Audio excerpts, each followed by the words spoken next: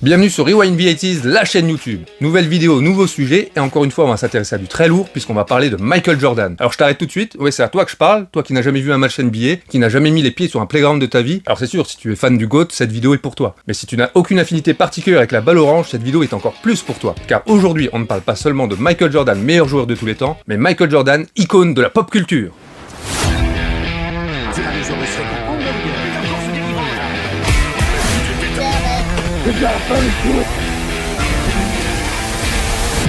You're gonna need a bigger boat.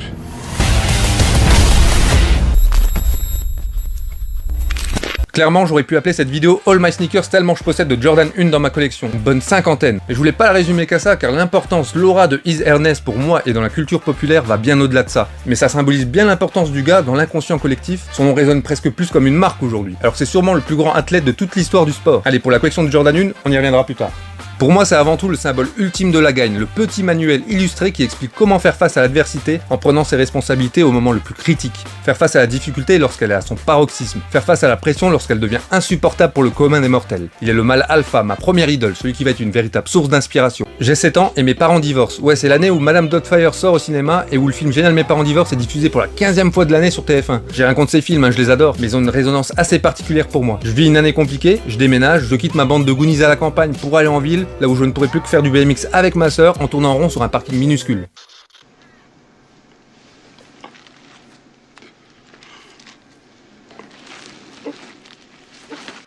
Après une année compliquée dans le baseball où il avait perdu tous ses repères, Michael Jordan annonce son grand retour en NBA. Parallèlement, je rentre en CE1, il y a un de ces deux événements qui a fait nettement moins de bruit que l'autre à l'époque, je vous laisse deviner lequel. Dans ma nouvelle école, je ne connais personne, je subis le syndrome du petit nouveau, sorte de rookie, moi qui avais un véritable statut de plaque tournante avec mes potes. Je faisais clairement partie du 5 majeur. Là, je me retrouve en situation d'échec scolaire, je suis le dernier de ma classe, je me retrouve tout seul dans la cour de récré alors tous les autres garçons de la classe jouent ensemble, ils s'échangent tous des cartes NBA. Alors très vite, je comprends que si je veux intégrer le groupe, j'ai pas le choix, il faut que je m'en procure aussi. Du coup, je demande à ma mère de m'en acheter, je vois encore ma sœur qui se moque de moi parce que je ne connaissais absolument rien au basket. Elle m'achète plusieurs de ces petits paquets qui vont devenir un véritable passeport pour moi. Il s'agit des cartes Fleer 94-95, le tout premier objet que j'ai collectionné. Alors j'ai bien eu tout ça avant, mais cette collection c'est la première que je réclame moi-même et que je veux avoir complète. Il s'agit d'une série de cartes réunissant tous les écussons et les joueurs de la ligue. À partir de là, je deviens littéralement fan de NBA. Je m'achète de nouveaux paquets, j'échange mes doubles et je m'intègre tant bien que mal à ma nouvelle classe. Les cartes des joueurs des Bulls sont les plus prisées et on recherche tous désespérément la carte de Michael Jordan. Elle paraît être super rare car personne ne la possède ou ne l'a même jamais vue. Il faut savoir qu'il y a un phénomène de rareté autour de MJ à cette époque. Par exemple, dans le jeu vidéo NBA Live, son avatar n'est pas présent pour des questions de droit et de gros sous. Mais pour toi, gosse, ça instaure un côté un peu mystique, un peu intouchable. C'est l'Arche d'Alliance.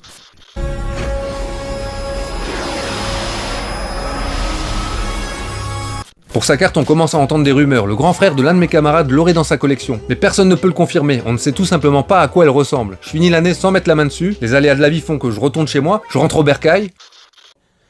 I'm back. Je retourne dans mon patelin où je retrouve mes potes, je leur transmets le virus du basket, et un peu à l'instar des Chicago Bulls avec le retour de leur leader, je finis l'année sur des chapeaux de roue et passe in extremis en CE2. Concernant ma collection de cartes, elle restera à jamais incomplète. Bien des années plus tard, je me suis rendu compte que la carte de Michael Jordan n'existait pas. Étant revenu en cours de saison, sa carte n'avait tout simplement pas été éditée. Mais voilà, c'est quelque chose qui m'a marqué et qui quelque part ajoute à sa légende. Petite revanche, je vous ai designé la carte telle qu'elle aurait pu être, celle qu'on avait tant fantasmée.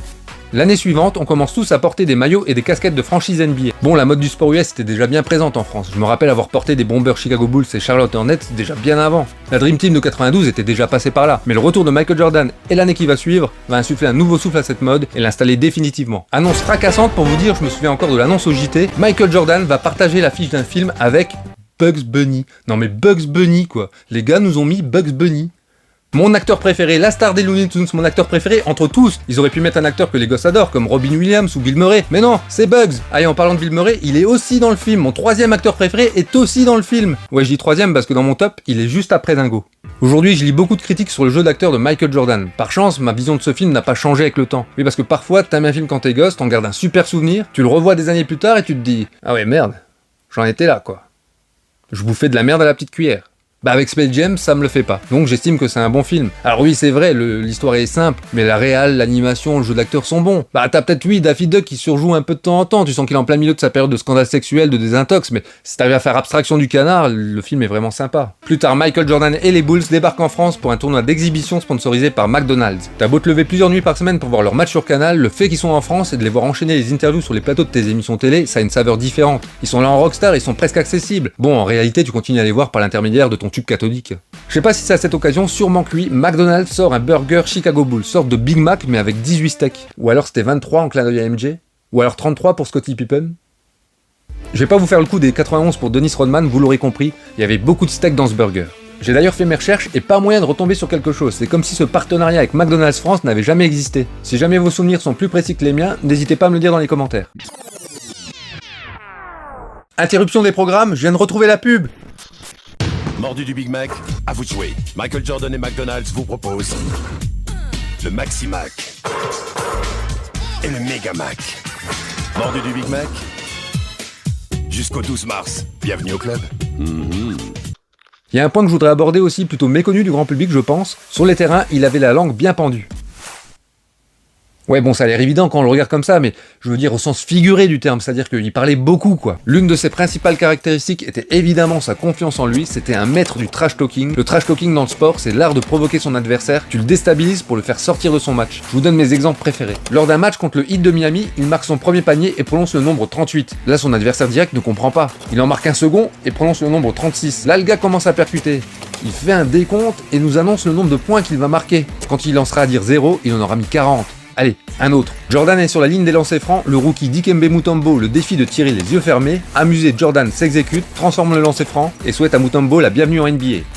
Pour sa première retraite sportive, les Bulls retirent le numéro 23 de l'équipe. Pour son retour, il ne peut plus l'utiliser et prend le numéro 45. Lors du premier match des playoffs face au Magic, il a la dernière possession mais ne parvient pas à faire la différence. Un adversaire lui dit le numéro 45 n'est pas aussi bon que l'était le 23. Pour le match 2, il remet son numéro 23 malgré l'interdiction, les Bulls payent une amende de 25 000 $, Jordan marque 38 points et remporte la victoire. Allez, un autre dans le même genre. Reggie Miller parvient à contenir Michael Jordan lors de la première mi-temps d'un match opposant les Pacers aux Bulls. Miller est à 10 points contre seulement 4 pour Jordan. Il le chambre à la pause. Au buzzer final, Jordan termine à 44 points et Miller à 12. Et là, il lui lâche une des plus grandes punchlines de tous les temps.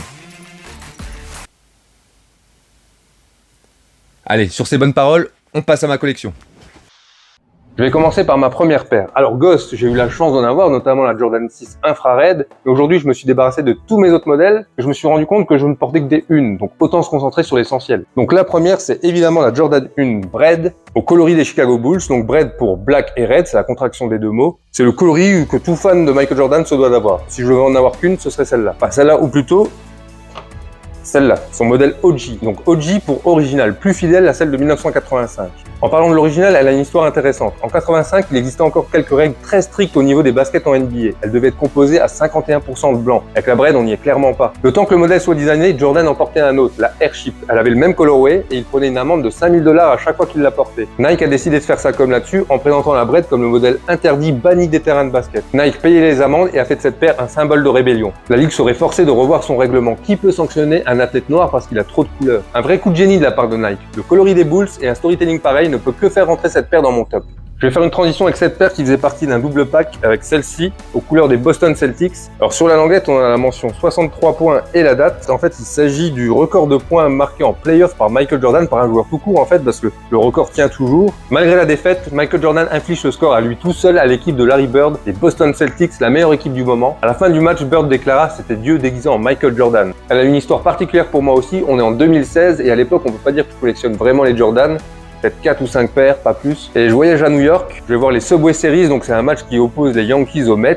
Je choisis mon camp. Alors je prends pas les Yankees parce que trop populaire, et les Mets, en fait, ils jouent aux couleurs de la ville de New York, qui sont en orange et bleu. Donc moi, je veux passer pour un vrai petit Yankee, un vrai petit Yankee. Pour un vrai petit New-Yorkais, quoi, vous m'avez compris. Donc je choisis les Mets. Je porte ma casquette des Mets et mes Jordan tout le séjour, et je suis interpellé par les New-Yorkais, alors soit pour ma casquette parce qu'ils me crient le slogan des Mets, ou soit par mes Jordan en me disant Nice shoes bro. Dans le métro, je tombe sur un gars qui a cette paire-là, la Jordan 1 aux couleurs de la ville de New York. Quand je vois ça, je me dis, mais c'est le souvenir parfait qu'il faut que je me ramène des vacances. Je me rends au Flight Club, véritable sanctuaire de la sneaker à New York. Je tombe sur la paire que j'ai au pied, celle-là. Alors à ce moment-là, je connais rien du marché de la sneaker. Ça, je les ai achetés 5 ans auparavant, une centaine d'euros, et je me suis jamais renseigné vraiment sur son prix. Quand je vois son prix, je tombe des nues, 325 $. Je rentre à l'hôtel, retire mes Jordan et enfile mes Converse troués pour le reste des vacances. Entre temps, j'avais vu cette paire, le but de ma venue dans ce magasin. Et pareil, une somme astronomique, 250 $, je crois, donc impossible pour moi. Alors comme vous pouvez le constater, aujourd'hui je les ai. Quand tu veux rentrer dans un milieu comme celui de la sneaker, il faut apprendre à comprendre comment il fonctionne pour pouvoir accéder à ce qui te semblait inaccessible. La Chicago haute coloris phare de la marque. Alors celle-là, c'est vraiment le Graal. Je l'ai même en double, une en bon état et une complètement éclatée que je peux mettre un peu partout. Alors celle-là, je meurs, on m'enterre avec. Enfin, pas celle-là, la propre. D'ailleurs, c'est peut-être pas une si bonne idée que ça, parce que pour une Chicago, il y a des gars, ils seraient capables de t'exhumer. Ils seraient même capables de te tuer d'ailleurs. Pour une Chicago, on peut te tuer, te sortir de terre, mais pas te ressusciter pour autant. Ah oui, quel intérêt, ils ont tes pompes maintenant. Les UNC, le coloris des North Carolina, l'équipe universitaire de Michael. Anecdote sympa à ce propos, MJ portait des shorts amples, pareil qu'il était plus à l'aise comme ça. Mais ça lui permettait surtout de porter en dessous son short fétiche de Caroline du Nord. La Shadow, un classique aussi. Après, il y a des collabs avec des artistes, des sportifs, des créateurs. Alors les très convoités Travis Scott, les maisons Château Rouge. Alors il y a Nigel Sylvester, donc lui il fait du BMX, donc son concept c'est de faire une paire blanche qui serait usée, abîmée par la pratique du BMX. Dans le même genre, on a les Lance Mountain. Alors lui, il est skateur et graffeur et il a su lier les deux avec ce concept. Donc la paire est peinte en blanche ou en noir. Et avec les frottements, en fait, quand tu fais du skate, ça révèle deux coloris iconiques, donc la Braid ou la Royale. Alors ils ont repris le concept pour la LA2 Chicago, donc le coloris des Los Angeles Lakers. En dessous, tu as le coloris des Chicago Bulls. T'es fan des Lakers, tu changes rien. T'es fan des Bulls et t'as pas envie de déterrer mon cadavre, et ben tu prends du dissolvant. Les top 3 pour 3 modèles iconiques, la Braid, la Chicago et la Royal Blue. La SBB, lors d'un match d'exhibition en Italie, Jordan portait un maillot noir et orange et en Duncan, il a littéralement éclaté le plexi. Alors après, j'ai plein d'autres coloris qui n'ont pas forcément d'histoire, mais c'est bien de ne pas avoir forcément d'histoire aussi. Donc on a les Pine Green, on a les Court Purple qui sont sympas aussi, les Storm Blue, un classique aussi. Qu'est-ce qu'on a d'autre? On a les Obsidian, sympa ça là. Là, on a les Homage to Home parce que c'est le coloris des Chicago Bulls. Top des Chicago. On a les Turbo Green, c'est bien pour l'été, hyper royal. Ben voilà, il y en a vraiment plein, j'en ai trop, j'ai que 2 pieds. Alors là, celle-là, c'est les 85, ils ont sorti ça il y a pas très longtemps. Ça reprend vraiment, alors trait pour trait, le modèle de 85. Donc le cuir est plus dur, la tige est plus haute, le swoosh est plus gros. Avec le cuir plus dur, on n'est pas super bien dedans. Et je comprends Michael Jordan qui a remis un vieux modèle, je sais plus, c'était en 98, je crois, il a remis un modèle de 84. Et à la fin du match, il disait qu'il saignait des pieds, mais moi je vais au marché avec ça, je saigne des pieds aussi, donc je comprends. Vous l'aurez compris, ce qui est sympa avec les sneakers, c'est qu'il y a souvent un petit détail ou une histoire sympa derrière. J'en ai fini avec mes sneakers, maintenant, place au défi.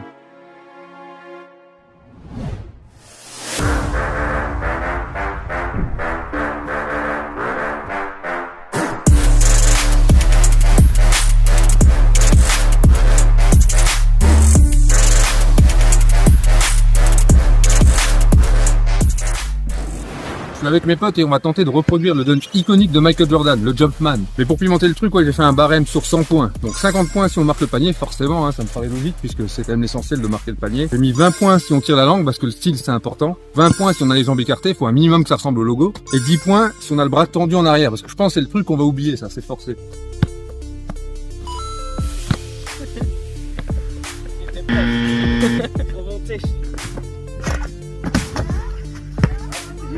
Je sais pas si... Alors déjà, c'est du 0 point, ça.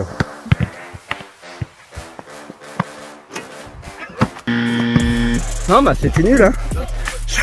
Mais c'était ton premier. Bon, il a déjà 50. On n'est pas obligé de dunker, hein. Déjà marqué le panier, t'as 50 points, il faut tirer la langue, écarter les jambes et la main derrière.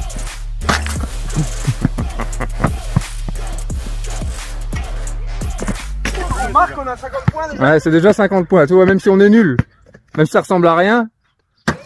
Alors...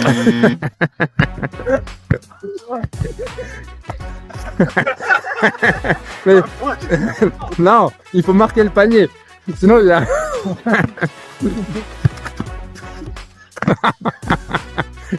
Là, il faut quand même marquer le panier à minimum.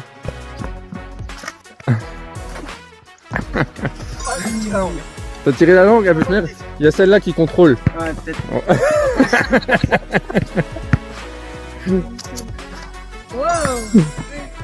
Elle donne qui vaut rien. Hein. On n'est pas obligé de s'accrocher. T'avais la langue tirée au moins? Ouais. Ouais. Et la jambe tendue, hein? Ouais, les jambes écartées. Ouais. Ouais. Celui-là il vaut des points hein, parce que jambes écartées, est-ce qu'il a le bras derrière? Je sais pas, on vérifiera. Mais il a marqué le panier, il a au moins 70 points sûrs.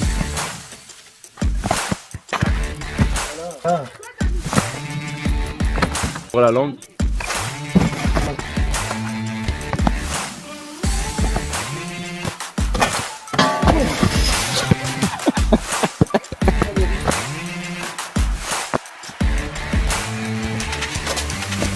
Wow! Wow!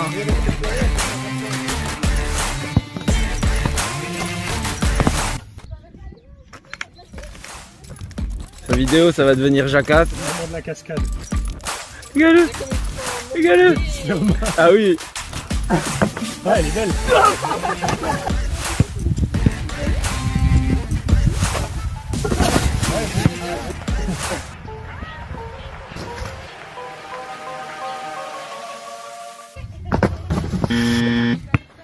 Oui, si.